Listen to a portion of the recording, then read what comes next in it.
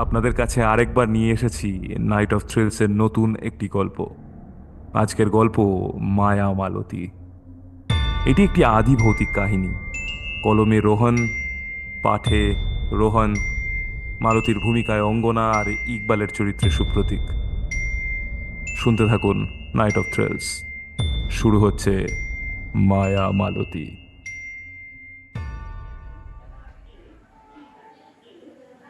এসেছিলাম পুরাডাঙ্গা নামে একটা গ্রামে। আজিমগঞ্জ লাইনে ট্রেনে করে হাওড়া থেকে আসতে হয়। আর এই পুরাডাঙ্গাতেই জঙ্গিপুর প্যাসেঞ্জার ধরে এক সুন্দর রৌদ্রোজ্জ্বল দিনে এসে পৌঁছালাম বন্ধুর বাড়ি। আমাকে স্টেশনে নিতে এসেছিল আমার কলেজের পুরনো বন্ধু ইকবাল। ইকবাল পুরাডাঙ্গা নামক এই অজ গাঁয়ে থাকে। এই গ্রাম নিয়ে অনেক গল্প করেছে আমাদের এই রুমমেট। গ্রামের বাড়িগুলো সব মাটির, আর একটু গৃহস্থ বাড়িগুলো সবই নাকি মাটির দোতলা বাড়ি। চারদিকে রাঢ় বাংলার সোনালি ধানের শুকনো কিন্তু উর্বর জমি। পাল মহিপাল এইসব রাজাদের পুরনো ভাঙাচোরা ঐতিহাসিক জায়গা। অসংখ্য আঁকা বাঁকা তাল খেজুরের গাছে ঘেরা রাস্তাঘাট। এইরকমই নানা গল্প নানা কাহিনী আমাকে রোজই শোনাতো এই ইকবাল। বাপ মা মরা ইকবাল তার ছোট খালা অর্থাৎ মাসির কাছে মানুষ। কষ্ট করে পড়াশোনা করে আজ সে কলকাতার সেরা কলেজ থেকে পাশ করা ইঞ্জিনিয়ার। চাকরি আমরা দুজনেই পেয়েছি, একই কোম্পানি আর একই মাইনের। কলেজে আমাদের দুজনের বন্ধুত্ব দেখে সবাই আমাদের মানিকজোড় বলেই ডাকতো। আমি কার্তিক, কার্তিক রায়। বাড়ি আমার গড়িয়াতে।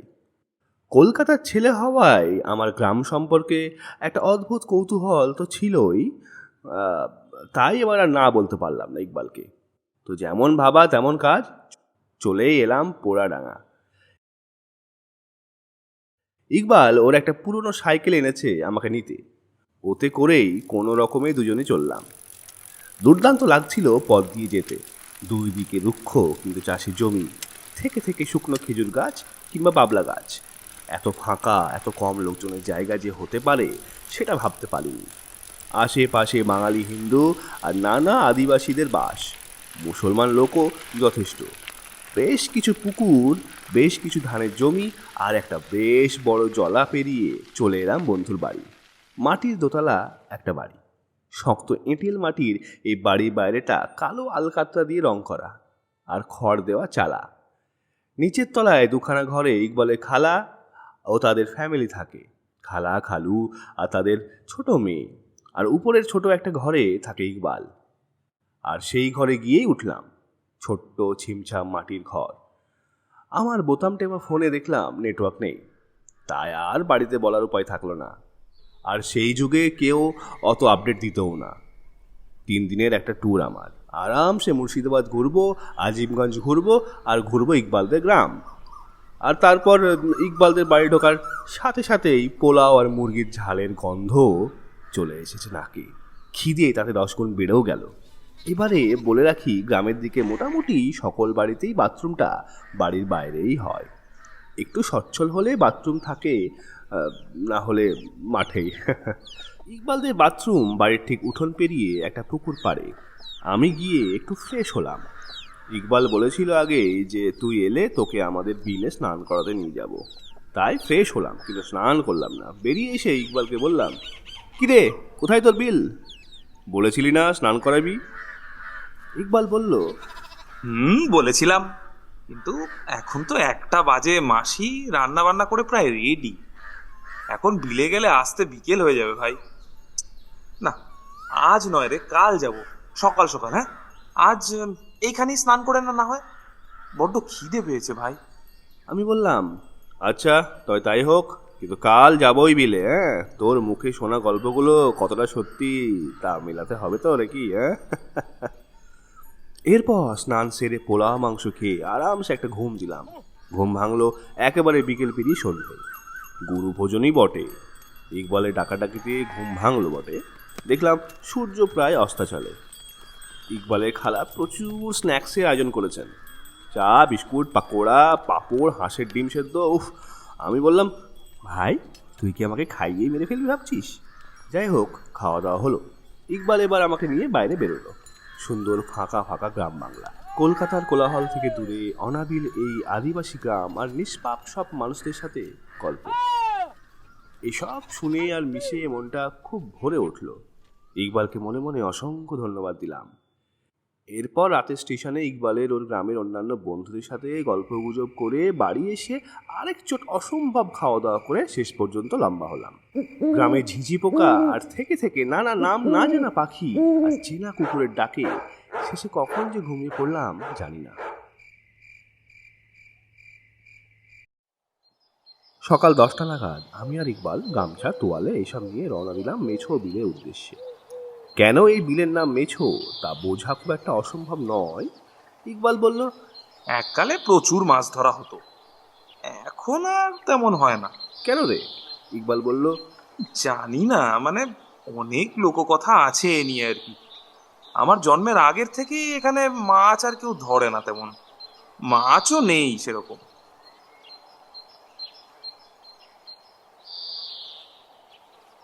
এরপর মোটামুটি মিনিট 20 যাওয়ার পর গ্রাম ছাড়িয়ে একেবারে জঙ্গলে কাছাকাছি গেলাম দুজনে। দেখলাম অপূর্ব একটা জায়গা, চারিদিকে জলা, গাছগাছালি, ছোট বড় নানা ধরনের গুল্ম আর ঘাস। আর এই জলাটাই হলো মেছো বিল। না, মাছ ফাছ কিছু নেই সেটা দেখলেই বোঝা যায়। বেশ কিছু ছেলে পিলেতে জায়গাটা ভর্তি, অনেকেই স্নান করছে। টলটলে জলে এই গরমের মধ্যে ঠান্ডা হতে সবাই ডুব দিচ্ছে। বুঝলাম জল আছে বুক অব্দি, বেশি গভীর একদমই নয়। আমি এমন জায়গা দেখে প্রথমে মুগ্ধ হলাম। এত সুন্দর আর এত মনোমুগ্ধকর জায়গা আর কোথাও আছে কিনা সন্দেহ। চারদিকে পাখির ডাক আর কলকাকলিতে আরও জায়গাটা সুন্দর করে দিল। এরপর শুরু হলো আমাদের স্নান করা। সে কি মজা আর কি বলবো। এইভাবে মোটামুটি ঘন্টা দেড়েক কেটে গেল। হঠাৎ ইকবালের ফোনটা বেজে উঠল।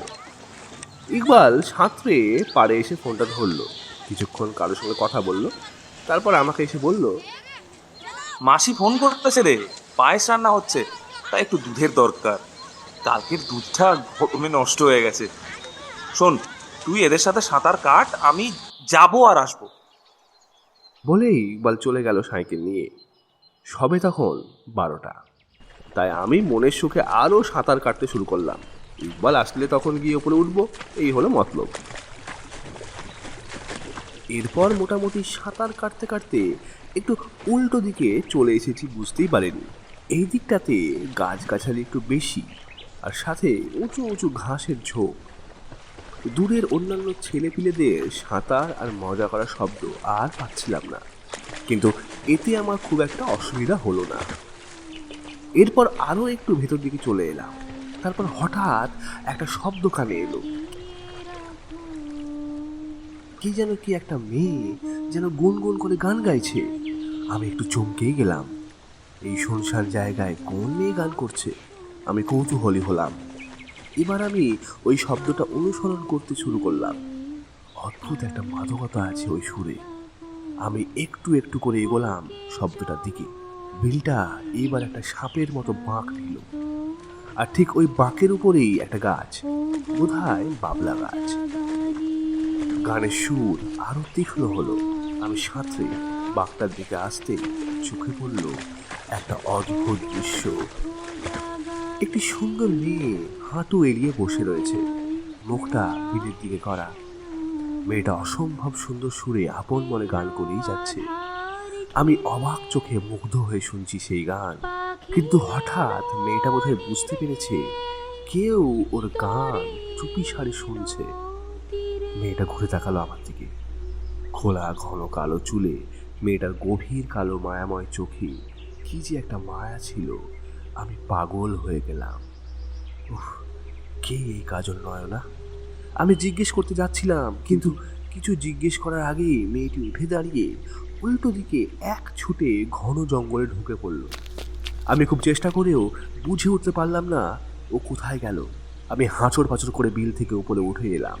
এদিক ওদিকে পাগলের মতো খুঁজলাম মেয়েটাকে, কিন্তু কোথাও তাকে খুঁজে পেলাম না। ঘোরের মধ্যে থেকে বেরিয়ে এলাম ইকবালের ডাকে। ইকবাল চিৎকার করছে, এই পাগলা, এই তোকে আমি কখন থেকে খুঁজছি, তো কি করছিস এদিকে? আয় আয়, উপরে উঠে আয়। আমি চুপচাপ উপরে উঠে এলাম, বললাম, ভাই, একটা মেয়ে এখানে দেখেছিস তুই? ইকবাল কিছু না বলে বলল, চল চল এবার, অনেক দেরি হয়ে গেছে ভাই, বাড়ি চল। আমরা এরপর বাড়ি এসে আরও একবার স্নান করে খেতে বসলাম। কিন্তু আমার কিছুতেই কোনো বিষয়ে মন বসলো না। দুপুরে ঘুমোতে গেলাম দুজনে। আমি শুয়ে শুয়ে ইকবালকে জিজ্ঞেস করলাম, হ্যাঁ রে, মেয়েটা কিন্তু খুব সুন্দরী ছিল। ইকবাল হুম বলে পাশ ফিরে শুলো। আমি এবার স্পষ্ট বুঝলাম ইকবাল কিছু একটা পাশ কাটিয়ে চলে যাবার চেষ্টা করছে। আমি সোজা হয়ে উঠে বসলাম বিছানায়, বললাম, এই ইকবাল, কি হয়েছে বলতো? তুই তখন থেকে কথা এড়িয়ে যাচ্ছিস। মেয়েটাকে চিনিস? এত অজগায়ে ওরকম সুন্দর মেয়ে আছে বলিসনি তো। সে না হয় থাকলোই, কিন্তু তুই কথা এড়াচ্ছিস কেন? ইকবাল এবার উঠে বসলো, বলল, হুম, শোন তবে, তুই কি ভূতে বিশ্বাস করিস? উম, জানি করিস না, কিন্তু আজ যেটা বলবো সেটা তুই বিশ্বাস না করলেও ব্যাপারটা পুরোটাই সত্যি। আজ যে বিলে সবাই শান্তিতে স্নান করছে, সেটা আগেও ছিল। আজ থেকে অনেক কাল আগে এই বিলে মাছের ছড়াছড়ি ছিল। গ্রামের অর্ধেক মানুষ এই মাছ ধরেই পয়সা কামাতো। এই গ্রামে সেই সময় একটা ব্রিটিশ ফাঁড়ি ছিল, আর ছিল বেশ কিছু ইংরেজ। সময়টা প্রায় 1930। মেছো বিলে মাছ ধরার জন্য সরকার চালু করলো খাজনা, আর গ্রামের লোকজন এটা কিছুতেই মেনে নিতে পারলো না। শুরু করলো একটা ঝামেলা। সেই সময় গ্রামে বাস করত পল বাটলার নামে এক কম বয়সী ব্রিটিশ সিভিল সার্ভেন্ট। সঙ্গে ছিল তার যুবতী ভারতীয় বউ, যেটা নর্মালি হতো না সেই সময়। কিন্তু পলের কোনো একটা সম্ভ্রান্ত পরিবারের মেয়েকে ভালো লেগে যায়, আর তারপর তাকে বিয়ে করে কলকাতা থেকে এই পোড়াডাঙ্গায় নিয়ে আসে। মেয়েটি এই মেছো বিলে প্রায়ই সাঁতার কাটতে যেত গরমকালে। সঙ্গে অবশ্য অনেক চাকর বাকর থাকতো, আর সেই সময় সাধারণ লোকজনের সেখানে যাওয়া বারণ থাকতো। তো সেই সময় পলের বউ সাঁতার কাটতো, স্নান করত, এবং গরমের সময় একটু আরাম করত, আর করত গান সেই এই পুকুরেই। সে কি মিষ্টি গলা ছিল তার! যারাই শুনেছে তারাই নাকি তখন মুগ্ধ হয়ে যেত। কিন্তু সময়টা মোটেই ভালো ছিল না। গ্রামবাসী রেগেছিল, আর ভেতরে ভেতরে ওরা একটা দল তৈরি করে ফেলেছিল। তারা ঠিক করলো, মেছো বিলে যদি ওরা নিজেরা মাছ ধরতে না পারে, তাহলে সেই মাছ ব্রিটিশদেরও ধরতে দেবে না। যেমন ভাবা তেমনি কাজ। একদিন গভীর রাতে একটা দল লাঠি সোঁটা নিয়ে রাতের অন্ধকারে গেল থানা ঘেরাও করতে, আর একটা দল গেল বিলের জলে বিষ মেশাতে। কিন্তু গোল বাঁধলো থানায় গিয়ে। থানায় খুবই অল্প সংখ্যক পুলিশ ছিল, আর সবাই মোটামুটি ভারতীয়ই। তাই কয়েকজন সেখানে থেকে গেল, আর বাকিরা গেল পুলিশ কোয়ার্টারে। সেখানে যেতেই সমস্ত পুলিশ কার্যত স্যারেন্ডার করলো। কিন্তু করলো না পল বাটলার। কিছুতেই তাকে আটকানো গেল না। সুযোগ বুঝে অফিসার নিজের রিভলভার থেকে গুলি চালিয়ে দিল একটা বিক্ষোভকারীর দিকে, আর তাতে ব্যাপারটা হয়ে গেল খারাপ থেকে খারাপতর। লোকজন ক্ষেপে সেখানেই পলের বউয়ের সামনে পলকে ওরা পিটিয়ে মেরে ফেললো। আর সেই দৃশ্য দেখে বউটা নিজের জীবন নিয়ে অন্ধকারের মধ্যে দৌড়ে পালালো, আর তার পেছনে ছুটলো উন্মত্ত কিছু বিক্ষোভকারী। এদিকে বেশ কিছু মানুষ চাননি এসব হোক, কিন্তু উন্মত্ত জনতার কিছু লোক এসব আর শুনল না। এদিকে বউটা মোটামুটি দৌড়াতে দৌড়াতে পৌঁছলো সেই বিলের ধারে। গভীর রাত, অপূর্ব মায়াময় চাঁদের আলোয় পুরো বিলের জল চিকচিক করছে। বউটা কিন্তু ওখানে পৌঁছে আর লুকোতে পারল না। উন্মত্ত বিক্ষোভকারীরা মেয়েটাকে ওই জলেই ডুবিয়ে মেরে ফেলল, আর গোটা বিলে বিষ ততক্ষণে মিশে গেছে, আর রূপলি আলোয় মরে যাওয়া মাছগুলো ভেসে উঠল। কিন্তু উঠল না সেই মেয়েটার দেহ। এই পর্যন্ত বলে ইকবাল থামল। পাশে রাখা জগ থেকে ঢকঢক করে কিছুটা জল খেলো। আমি তখন মোটামুটি চুপ। ইকবাল আবার বলল, তুইও বোধহয় সেই ভূতের পাল্লাই পড়েছিলি আজ। আমি একটু কাষ্ঠ হাসি হেসে বললাম, "আহ, যা, তোর যত সব বাজে কথা। যদি ভূতের পাল্লায় পড়তাম তাহলে কি আর ভূতটা আমাকে ছেড়ে দিত? এই, সত্যি করে বলতো, মেয়েটা কে? আমি বোধহয় মেয়েটার প্রেমে পড়েছি রে ভাই। তুই নির্ঘাত চাস না আমার একটা গার্লফ্রেন্ড হোক? বড্ড হিংসুটে তুই।" কিন্তু যতই হাসি না কেন, আমার মাথা থেকে ঘোর কিছুতেই কাটলো না। বিকেলেও কিছুটা এদিকে ওদিকে গিয়ে কাটালাম। গ্রামের নানা শোভা দেখলাম, কিন্তু চোখ আর মন সেই সুর আর মেয়েটাকেই বারবার খুঁজছিল। রাতে হালকা খাওয়া দাওয়া হলো। শরীরটা ভালো করছিল না, তাই একটু আগেই শুয়ে পড়লাম। ইকবালের আগেই বোধহয় আমি ঘুমিয়ে পড়েছিলাম। কতক্ষণ ঘুমিয়েছি আমি জানি না। হঠাৎ সুরেলা গলায় একটা ডাক কানে এলো। একটা মেয়ে যেন আমাকে ডাকছে। এই কার্তিক বাবু, ঘুমিয়ে পড়েছেন নাকি? শুনতে পাচ্ছেন আমার কথা? আমি তড়াক করে বিছানায় উঠে বসলাম আর চাপা গলায় বলে উঠলাম, হ্যাঁ হ্যাঁ, এই তো আমি এখানে। আমি তাড়াতাড়ি কথাটা বলেই জানলার পাল্লাটা একটু খুললাম। বুঝলাম বাইরে গভীর রাত, আর আমি মন্ত্রমুগ্ধের মতো বাইরে তাকালাম। দেখলাম কেউ নেই। এবার আরও একটু দূর থেকে আবার ওই সুরেলা গলা কানে ভেসে এলো। একবার বাইরে আসবেন, আমার বড় বিপদ। আমি এই ডাক শুনে কেমন যেন একটা হয়ে গেলাম। মনে হলো এই পৃথিবীতে আমার আর কেউ নেই, শুধু আছে ওই মেয়েটা যে কিনা কাতর গলায় আমার সাহায্য চাইছে। আমি সাহায্য না করলে এই জীবন যেন বৃথা। দেখলাম ইকবাল মরার মতো পড়ে ঘুমোচ্ছে। আমি চুপি সারে বাইরে বেরিয়ে এলাম। বাইরে কেউ নেই, একটু কুয়াশা ধরে আছে। বাইরে একটা দোকানের সামনে আলো জ্বলছে, খুব ম্লান। আপনি এসেছেন? কি বলে যে আপনাকে ধন্যবাদ দেব বলে বোঝাতে পারছি না। দয়া করে আমার সাথে আসুন। আমি চিৎকার করলাম, কিন্তু তুমি কোথায়? আমি তোমাকে দেখতে পাচ্ছি না কেন? কি নাম তোমার? আমার আর্তনাদে যেন সেই অশরীরী নারী একটু থমকালো, বলল, আমার নাম মালতী। তোমার সামনের রাস্তার প্রথম বাঁকটা দেখছো? সেই দিকে এসো, আমি অপেক্ষা করছি। সোজা আপনি থেকে তুমিতে নেমে গেল মেয়েটি। মালতী, আহা কি সুন্দর নাম। আমি পাগলের মতো ছুটে মেয়েটির কথা মতো রাস্তার বাঁকে চলে এলাম। এবার দেখলাম তাকে। সামনে একটু দূরে একটা শিমুল গাছের নিচে দাঁড়িয়ে আছে মেয়েটি। মেয়েটি আমার দিকে ঠিক পিছন ফিরে দাঁড়িয়ে, লম্বা চিপচিপে একটা পরনে বিদেশিদের মতো একটা গাউন, সাদা ধপধপে। খোলা চুল তার নরম পিঠের উপর উপচে পড়ছে। আমি ডাকলাম, মালতী। মালতী এবার ঘুরে তাকালো। অদ্ভুত একটা স্নিগ্ধ চেহারা। আমি বাকরুদ্ধ হয়ে গেলাম তার সৌন্দর্যে। মালতী এবার বলল, কার্তিক, তুমি কি আমাকে একটু সাহায্য করবে না? আমি বললাম, মালতী, তোমার জন্য আমি আমার জীবন অবধি দিয়ে দেবো। বলো কি করতে হবে আমাকে। আমি এই কথাগুলো বলার সময় নিজের কানকেই যেন বিশ্বাস করতে পারলাম না। আমি কি করছি? হায় ঈশ্বর, একটা অচেনা মেয়ের এই গলায় কি জাদু আছে যে আমি এরকম মাতাল হয়ে গেলাম? মালতী বলল, তাহলে আমাকে আমার একটা খুব কাছের জিনিস খুঁজে দেবে? আমি ওকে কিছুতেই খুঁজে পাচ্ছি না। রোজ খুঁজি, রোজ পাগলের মতো গান গেয়ে ডাকি, কিন্তু ও কিছুতেই আমার কাছে আসে না। আমি পাগলের মতো হয়ে বললাম, হ্যাঁ মালতী, তুমি আমাকে বলে দাও কোথায় খুঁজতে হবে, আমি খুঁজে দেবো। মালতী জিজ্ঞেস করলো, সত্যি কার্তিক, সত্যি খুঁজে দেবে? তাহলে এসো আমার সাথে। যে জায়গায় ওকে হারিয়েছিলাম আজ ওখানেই তোমাকে নিয়ে যাচ্ছি। বলেই মালতী হঠাৎ পিছু ফিরে হাঁটতে শুরু করলো। আমি হচকচিয়ে গিয়েও নিজেকে সামলে ওর পেছন পেছন এগোতে লাগলাম।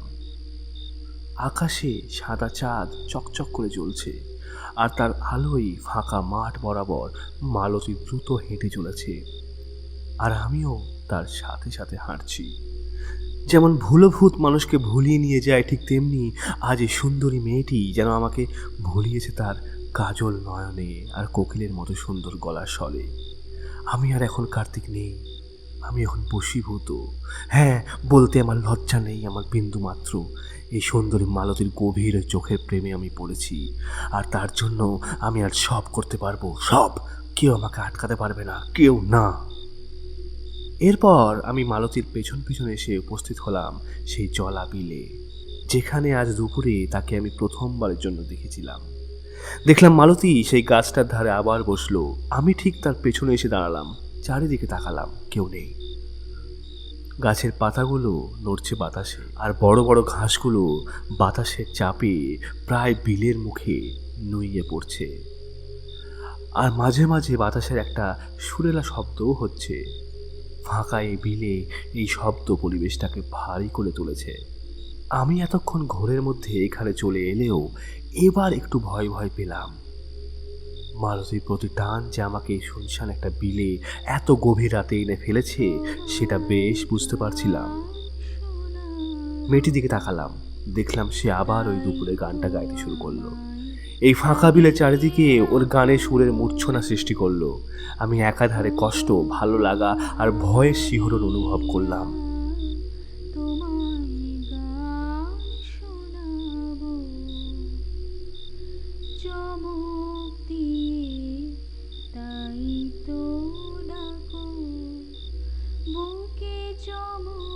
বেশ কিছুক্ষণ চুপচাপ শুনলাম গানটা, দেখলাম মালতীর চোখে জল। আমি আবার নরম হয়ে গেলাম, জিজ্ঞেস করলাম, মালতী, তুমি বললে না যে কি খুঁজতে হবে? মালতী চোখ তুলে তাকালো। এবার আমি ওর চোখে দেখলাম একটা রাগের চিহ্ন। আমি বুঝে উঠতে পারলাম না কেন ও হঠাৎ রেগে গেল। আমি কিছু জিজ্ঞেস করার আগেই মালতী বলে উঠল, আচ্ছা, আমাকে একটা কথা বলো তো কার্তিক, আমাকে দেখে কি মনে হয়? আমি বললাম, মানে? মালতী বলে উঠল, কি মনে হয় আমাকে দেখে? পতিতা? আমাকে কি মনে হয় আমি এমন একজন যে একটা গ্রাম শুদ্ধ মানুষের সর্বনাশ করতে পারি? আমি বললাম, এ কি বলছো, তুমি এরকম কেন হতে যাবে? মালতী বলল, তুমি খুব ভালো মানুষ, তাই এসব বলছো। আচ্ছা বাদ দাও, একটু আমার সাথে বিলের জলে নামবে? আমি তখন অনেকটা নিজেকে সামলে নিয়েছি। বেশ বুঝতে পারছি বড় বিপদে আমি ফেসে গিয়েছি, কিন্তু মালতীর অদ্ভুত আকর্ষণ আমাকে তখনও ওখান থেকে পালাতে দিচ্ছে না। কি খুঁজছে ও? কেনই ও আমাকে এত রাতে ডাকলো? মনে মনে মাথা ঠুকলেও কিচ্ছু বলতে পারলাম না। আমি উত্তর দিলাম, হ্যাঁ নামবো। এরপর আমরা জলে নামলাম। মালতী বলতে লাগলো, জানো কার্তিক, এই জলের তলায় হারিয়ে গিয়েছিল আমার প্রাণের চেয়ে বড় একটা জিনিস। আমি বললাম, কোন জায়গায় দেখাও, আমি ডুব সাঁতার দিয়ে খুঁজে দেখি। আমি বেশ বুঝতে পারছি আমার মন এটা বলতে বা করতে চাইছে না, কিন্তু বাইরে আমি বারবার মালতীর কথা শুনছি। ও যে কি মায়া করেছে আমার উপর আমি কিছুতেই বুঝতে পারছি না। চাঁদের আলোয় বিলের টলটলে জলের তলা অবধি সুন্দর দেখা যাচ্ছিল, তাই ডুব সাঁতার দিতে অসুবিধা হওয়ার কথা নয়। আমার সামনে দাঁড়িয়ে মালতী, জল কোমর অবধি, তাই দুজনে সামনাসামনি বেশ কিছুক্ষণ দাঁড়িয়ে রইলাম। আমি জিজ্ঞেস করলাম, মালতী, তুমি আমাকে এবার বলে দাও ঠিক কি খুঁজছি আমি? মালতী বলল, আমার প্রাণ। বলেই মালতী ডুব দিল, আর আমিও তারপরে ডুব দিলাম। ডুব দিয়ে চোখ খুললাম জলের নিচে, দেখলাম মালতী নেই। চারিদিকে তাকালাম জলের তলায়, না, কেউ নেই। আমি একা এই বিলের নিচে এখন। বীভৎস ভয় পেলাম। জলের উপরে উঠলাম এবার। কিছু মুহূর্তের জন্য দেখলাম চাঁদটা কালো মেঘে ঢেকে গেল আর চারিদিক অন্ধকার হয়ে গেল। আমি চিৎকার করলাম, মালতী, মালতী! কিন্তু না, কেউ নেই। এরপর আস্তে আস্তে আবার মেঘ কেটে গেল, আবার চাঁদ উঠলো আকাশে। এবার আমি মালতীর গলা শুনতে পেলাম। আমার থেকে 50 হাত দূরে মালতীকে দেখতে পেলাম। আমি হাঁপ ছেড়ে বাঁচলাম। আমি তাড়াতাড়ি সাঁতরে তার দিকে এগিয়ে গেলাম। দিতেই মালতীর কাছে পৌঁছতেই মালতী বলে উঠল, কার্তিক, ঠিক এখানেই আমার হারিয়ে যাওয়া প্রাণ আছে। আমি এবার তাড়াতাড়ি ডুব দিলাম। ডুব দিতেই দেখলাম আমার সামনে মালতীর শরীরের নিচের অংশ। ও ডুব দেয়নি, সেটা বুঝলাম। আমি মাটির দিকে তাকালাম, এবার একটু কাদার ভেতরে হাত ঢোকালাম, বুঝলাম কিছু একটাই আমার হাত আটকেছে। আমি তাড়াতাড়ি জিনিসটা ধরে টান মারলাম, কিন্তু টান মারার পর যেটা উঠে এলো সেটা আর কিছুই নয়, একটা পুরনো ছোট মানুষের কঙ্কাল। আমি রীতিমতো আঁতকে উঠলাম। কঙ্কালটাকে আমি প্রাণপণে দূরে ছুঁড়ে ফেলতে চাইলাম, কিন্তু সেটাকে ছুঁড়ে ফেলতেই মালতী তীব্র বেগে সেই দিকে ছুটে গেল। বললে বিশ্বাস করবে না, মালতী যেন বিদ্যুৎ বেগে জলের উপর গিয়ে দৌড়ে সেই দিকে পৌঁছলো। পর মুহূর্তে সেখানে পৌঁছে মালতী জলে ডুব দিল আর তারপর আবার উঠে এলো উপরে। কিন্তু সে আর খালি হাতে উঠে আসেনি, সাথে আমারই ছুঁড়ে দেওয়া সেই কঙ্কালটা নিয়ে এসে উঠে এসেছে। মালতী চিৎকার করে বলল, কার্তিক, তুমি আজ আমার জীবনকে খুঁজে দিয়েছো। তুমি আমাকে আজ নতুন করে বাঁচালে। এই যে, এইটাই তো আমার প্রাণ, একেই তো আমি খুঁজছি। বলল।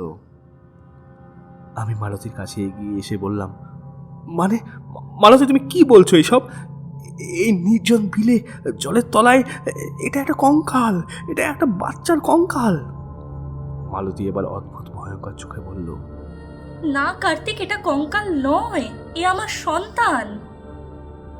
এরপর যেটা ঘটলো সেটা আমি কোনোভাবেই অনুমান করতে পারিনি। মালতীর গলার আওয়াজ কেমন যেন একটা শোনালো।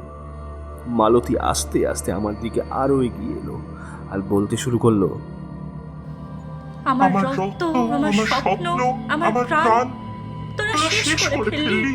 কি দোষ করেছিল মেয়েটা? তার তো তখনো জন্মটাও হয়নি, আর তোরা তাকে শেষ করে দিলি। আমি এই অদ্ভুত জলজলে চোখের ভয়ঙ্কর মালতীর রূপ আর গলার শব্দে রীতিমতো আতঙ্কিত হয়ে উঠলাম। কোনো ক্রমে বললাম, মালতী তুমি তুমি কি কি বলছো তুমি?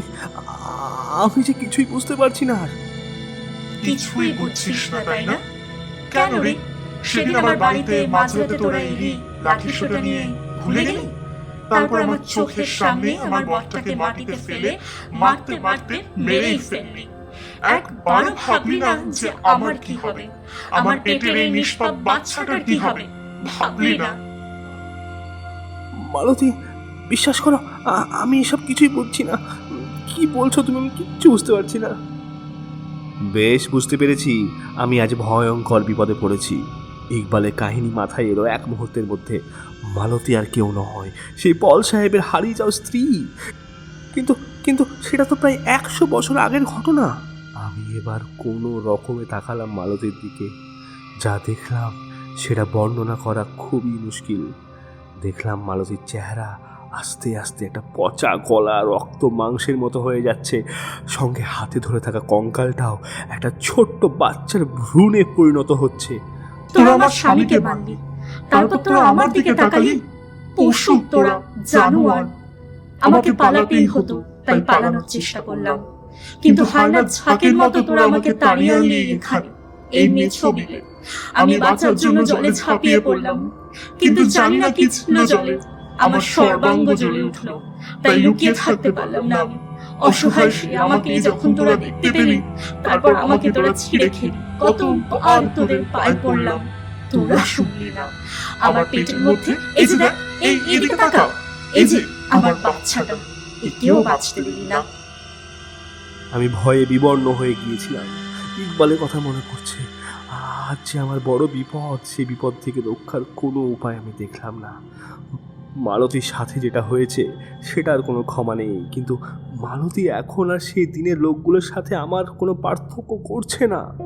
ইকবালের কথা মতো এই সেই মেছো বিলের অভিশাপ। মালতীর প্রেতাত্মা এই বিলেই ঘুরে বেড়ায় আর তার পেটের মেয়ের জন্য হা হুতাশ করে নানান গানের মধ্যে। আর আমার মতো দুর্বল চিত্তের মানুষদের টেনে আনে এই বিলে। তারপর হয়তো আমি স্পষ্ট দেখলাম মালতীর বিভৎস দেহ আমার দিকে এগিয়ে আসছে।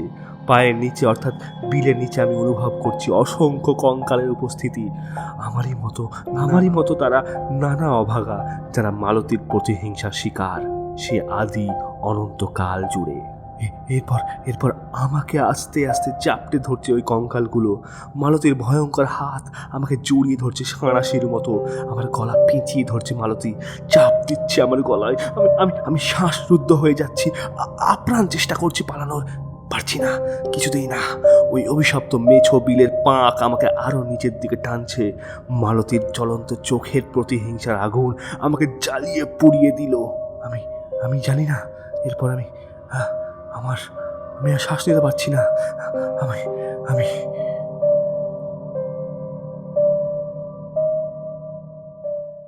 জ্ঞান ফিরেছিল দিন 10 পর। বহরমপুরে একটা বেসরকারি নার্সিংহোমে আমি ভর্তি ছিলাম, সেটা বুঝলাম। সর্বাঙ্গে ব্যথা আর কাটা ছেঁড়া লক্ষ্য করলাম। দেখলাম ইকবাল বসে আছে পাশে, আছে আমার বাবা মা। সব শুনলাম কিভাবে আমি আজ জীবিত। ইকবাল সবই বলল, কিন্তু আজ আমি বড় পরিশ্রান্ত। কিভাবে বাঁচলাম সেটা না হয় অন্য কোনো দিন বলবো। শুনছিলেন নাইট অফ থ্রিলস। ভিডিওটি ভালো লেগে থাকলে আমাদের চ্যানেলটি সাবস্ক্রাইব ও শেয়ার করতে ভুলবেন না।